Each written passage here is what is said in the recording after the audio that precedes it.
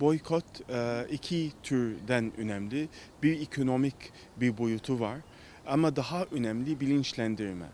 Türkiye'de ilk defa ve Türkiye'deki halkı tebrik ediyoruz. İlk defa büyük bir boykot başarılı oldu. Türkiye'deki 10 sene önce boykot meselesi bahsettiğimiz zaman insanlar ona ciddi almıyordu. İlk defa Diyanet İşleri Bakanlığı diğer kurumlarda, büyük kurumlarda ciddi adımlarda bu boykot konusunda adımlar attı. Ama yetmiyor. Neden? Çünkü bu kurumsal seviyesinde de daha fazla taşımak gerekiyor. Hala biz bu konuyla ilgili ciddi adımlarda atmak gerekiyor. İsrail iki dille anlıyor. Güç ve ekonomi. Onlar da iki taraftan sıkarsak İsrail gerçekten düşecek. Yani bugün İsrail yaptığı devlet, Türkiye'nin hükümetin aldığı karar, İsrail'le bütün ticari ilişkiler kesilmesi, İsrail büyük bir tepki gördü. Biz başka yollardan çözeceğiz. Aslında Türkiye'den gelen domatesin lezzeti düşüktür. Böyle bahanelerde arıyorlar. Ama ona da büyük bir darbe oluyor. Ama bu boykot 3 seviyede yapılması gerekiyor. Bir, hükümet açısından siyasi ve ekonomik açısından, 2 kurumsal STK'lardan seviyesinde, 3 bireysel ve onlar da hepsi önemli ve en önemli kısmı ekonomik yanında bilinçlendirme, neden boykot ediyoruz o da önemli.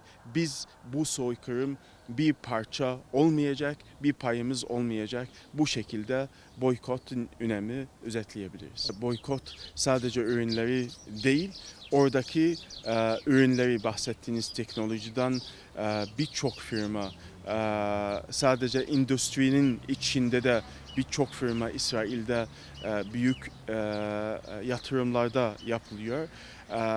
Bilgisayar şirketleri, telefon şirketleri, Google Batı'da, Amerika'da büyük bir kampanya başlattı. Oradaki çalışan kişilerde biz İsrail'e destek vermek istemiyoruz. Milyarlarca dolar şeyleri. Onlar da biz de baskı yapsak o büyük firmalarda onların katkısı da olur. Ama sadece boykot ürünlerde değil, onların fikri ürünleri boykot edilmesi gerekiyor. Onların kavramları da özellikle akademiye, biz bir üniversitenin içindeyiz. Onların öğrettiği kavramları, öğrettiği çalışmaları ve ondan ziyade onların kurumlarıyla bütün ilişkilerde kesilmesi onlarda da önemlidir. Boykotla ilgili herkesin görevi yaparsa onun 1-2 gün içerisinde değil, onun sonucu 1-2 sene içerisinde net bir şekilde görüyoruz. Ama aslında mesela Starbucks örnek olarak versek, onlar büyük bir kayıp gördük.